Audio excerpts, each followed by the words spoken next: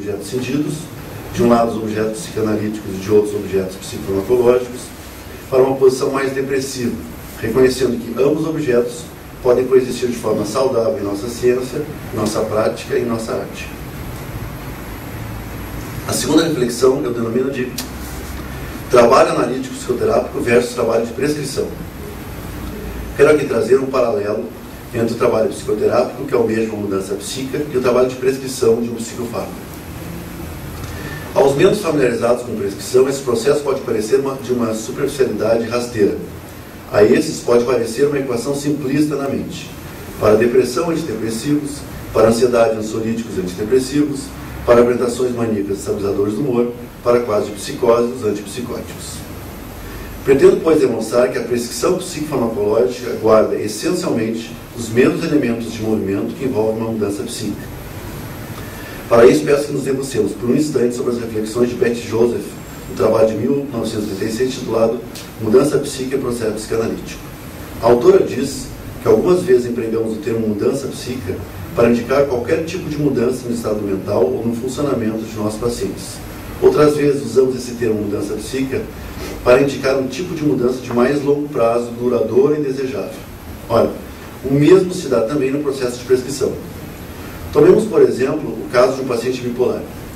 Quando se prescreve uma medicação para a transtorno bipolar, não se almeja, sob hipótese alguma, a simples resolução dos sintomas atuais.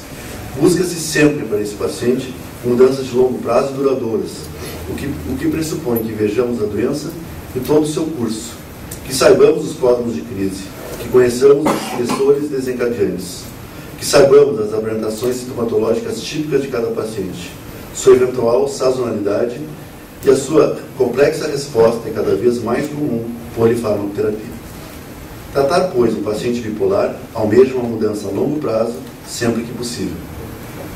Prescrever não é um fim, assim como também não é um fim a mudança psíquica. Como Betty Joseph nos diz, mudança psíquica não é apenas um fim ou um estado final, ela está sempre ocorrendo no tratamento. Não penso, diz ela, que essa mudança psíquica duradoura seja para sempre um estado absoluto adquirido, mas sim um estado de força melhor e mais saudável no interior da personalidade, e sempre, de algum modo, um estado de fluxo, de movimento e de conflito. Não acredito, pois, que medicar um paciente signifique que tenhamos alcançado um estado absoluto adquirido, mas que nós buscamos, através de um psicofármaco, um estado de força melhor e mais saudável, assim como na mudança psíquica. No caso da complexa doença maníaco-depressiva, sabemos também que trabalhamos contra um estado de fluxo, de movimento e de conflito, e que as recaídas e recorrências são bastante comuns nessa doença de natureza crônica. Há um constante movimento prescritório para pacientes bipolares, ora adicionando, ora retirando mais estabilizadores do humor, antidepressivos, antipsicóticos, ansiolíticos. Betty Joseph sintetiza suas ideias afirmando, abre aspas, sugerir que uma mudança psíquica duradoura está baseada nas constantes e diminutas mudanças nos movimentos que vemos de momento a momento na transferência e, como todas as manifestações de conflito, nunca pode ser finalizada. Assim como também se baseia a árdua tarefa de prescrever, por exemplo, medicações ao portador de transtorno de humor bipolar, nas quais vemos, de momento a momento, as constantes e diminutas mudanças, ou as constantes e nem sempre diminutas manifestações sindrômicas e subsindrômicas. Ao prescrevermos psicofármacos para pacientes bipolares, por exemplo, nos deparamos, assim como os analistas e psicoterapeutas, com o enorme desafio de acompanhar um paciente. Para os analistas, a busca por uma mudança psíquica, através da neurose de transferência, nunca pode ser finalizada. Para nós que tratamos com medicações de uma doença crônica como o transtorno bipolar, a nossa meta de tratar as manifestações clínicas também é uma tarefa que nunca pode ser finalizada. Para todos nós, psicoterapeutas, psicanalistas e psiquiatras clínicos, parece que a postura mais desejada não seja do furor curantes, mas a do ânimo curantes, que evita a expectativa de cura e tolera, por isso, melhora as recaídas. Finalmente, a minha terceira e última reflexão, que eu denomino de níveis de mudança psíquica versus níveis de ação dos psicofármacos. O que quero aqui compartilhar com vocês é também traçar um outro paralelo sobre essa relação. Quero aqui tentar demonstrar é que ambos, psicofármacos e mudança psíquica, exigem alterações profundas para evidenciar suas ações. Assim como há níveis de mudança psíquica e seus indicadores, há igualmente níveis de ação dos psicofármacos e seus indicadores. Em relação à mudança psíquica, não há exatamente um consenso sobre em que níveis ela se expressaria. Vários autores se debruçam sobre essa questão, como Freud, Melanie Klein, Bill, Steiner, Meltzer, a Pat Joseph, que eu citei, Martin Blanco, entre outros. Entretanto, como dizem Romanovs e colaboradores, alguns aspectos são mais ou menos constantes nos conceitos desses autores sobre mudança psíquica.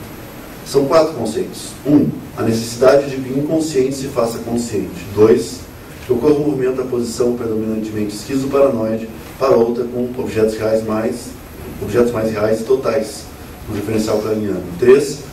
Que haja um aumento na tolerância à frustração e que a busca de conhecimento não seja friada por angústias intoleráveis. E 4. Que a pessoa passe a se responsabilizar por sua vida.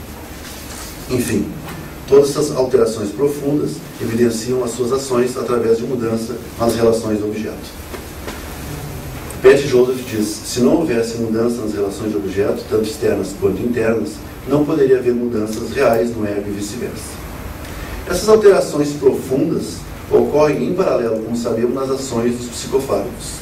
Tomemos, por exemplo, o lítio. Esse estabilizador do humor parece modular o balanço entre efeitos excitatórios e inibitórios de vários neurotransmissores, como serotonina, noradrenalina, glutamato, GABA e dopamina. Em nível mais profundo, assim como no nível mais profundo da mudança psíquica, o lítio também afeta a plasticidade neuronal através de seus efeitos na quinase 3-beta-glicogênese tetase, na quinase dependente da MP cíclico e na proteína quinase C. O lítio também ajusta a atividade de transdução de sinais via efeitos na atividade de segundos mensageiros. Tem sido especulado também que a principal ação do lítio deve ser em nível pós-sináptico, em especial, como o Fernando falou, na proteína G, que faz a transdução de sinais para vários tipos de receptores. Ainda o sistema do fosfatidinoxitol, um outro sistema de segundos mensageiros, também parece ser um alvo da ação do lítio. Finalmente, parece que essa cascata de eventos em segundos e terceiros mensageiros poderia gerar alterações, inclusive em transcrição de mRNA, levando, portanto, a alterações em nível nuclear. Essas alterações em níveis celulares tão profundos podem gerar arborizações ou neoformações neuronais, o que explicaria a ação a longo prazo do lítio e de outros psicofármacos. Essa ação de longo prazo, ou seja, de profilaxia de novos episódios, poderia equivaler ao que foi aqui antes mencionado como equivalente à mudança nas relações objetais. Para finalizar, quero aqui cumprir a minha promessa de retomar Joaquim Maria Machado de Assis. Relatei a vocês quase todo o conto. Propositalmente omiti o final do conto. Nas últimas linhas do conto, após tocar violoncelo, Inácio faz uma pergunta a Amaral, outro estudante. É bonito, não? Pergunta Inácio. Sublime o violoncelo, respondeu Amaral. Não, diz Inácio Ramos. Machete, cavaquinho é muito melhor. E deixou o violoncelo e foi abraçar o filho. Sim, meu filho, exclamava ele. Hás de aprender machete. Machete é muito melhor. A alma do marido chorava, mas os olhos estavam secos. Uma hora depois, enlouqueceu. Parece que nesse personagem machadiano não se produziu de fato uma mudança psíquica de mais longo prazo, duradoura e desejável.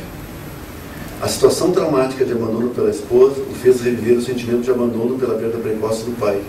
Inácio ainda não reconhecia que ele podia tocar tanto violoncelo quanto machete. Assim, isso também poderia ocorrer se esse personagem, Inácio, tivesse sido medicado e antes das necessárias alterações farmacológicas de longo prazo, essa mesma medicação tivesse sido precocemente retirada. O trabalho psicoterápico analítico, assim como o trabalho de prescrição cuidadosa de uma medicação, na busca de reais mudanças nos nossos pacientes, é de fato uma atividade que, como diz Pat Joseph, nunca pode ser finalizada, sob pena de nossos pacientes, como fez Inácio Ramos, enlouquecer.